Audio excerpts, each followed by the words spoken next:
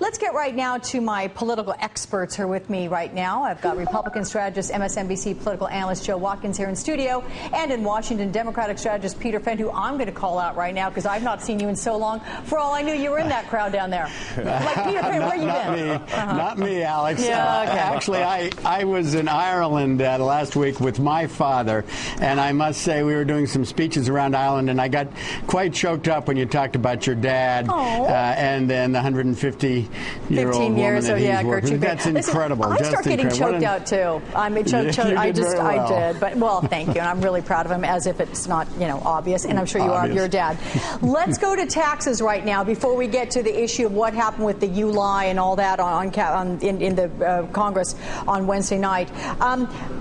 What you see right now in Washington, Peter, does this surprise you? The numbers of people. I mean, I think even our reporter there on the ground underestimated by saying tens of thousands. It's looking like 100,000 people there.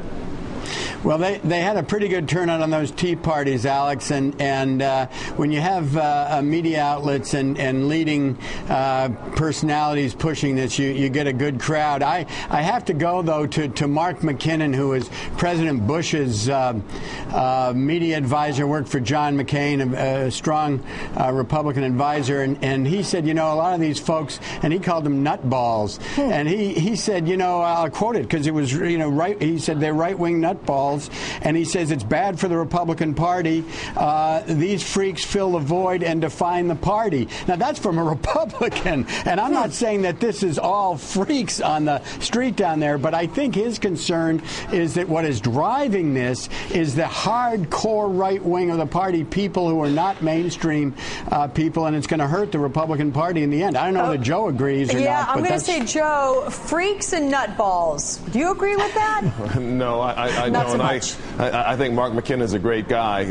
I don't particularly agree with that assessment. I think these are just American people. A lot of them may not be Republicans. They're just folks who want to make sure their voice is heard, and they've got a very strong opinion. They've got an opinion that obviously lots of Americans share with regards to taxes, and they're there to be heard. So this is their right as Americans to be heard, to say what they think, and to be heard.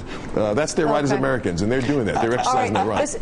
Real quick, I agree Peter. with that. I just say I totally agree with Joe on that. That the right to protest is fine. I think where you get into trouble, and I think Joe would agree with this, is when it becomes uncivil. When you talk about Hitler as Obama. When you talk about Nazis. When you carry guns to rallies. These kinds of things are un-American. But the right to protest is definitely very American. Okay, guys, I want to move to Joe Wilson right now on the "You Lie" shout out that during President Obama's speech on Wednesday night. To you first, Joe, on this.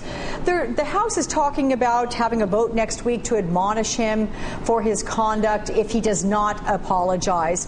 Do you think that is warranted? And let's just say that Nancy Pelosi at first, the day after on Thursday, had said, we're just going to let this go. It was an unfortunate incident, but let's focus on the bigger things. Well, now maybe not?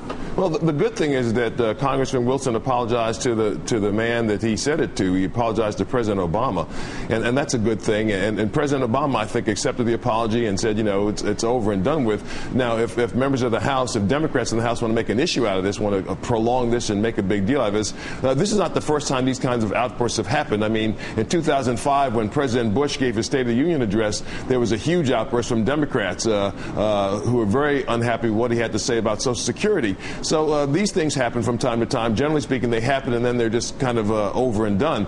But if the House wants to make a big issue out of this, I suppose they can. I wouldn't suggest that they do that, but obviously it's in their hands. Mm-hmm. What do you think, Peter? Do you think the fact that the president has accepted the apology, should the Democrats just let this one go?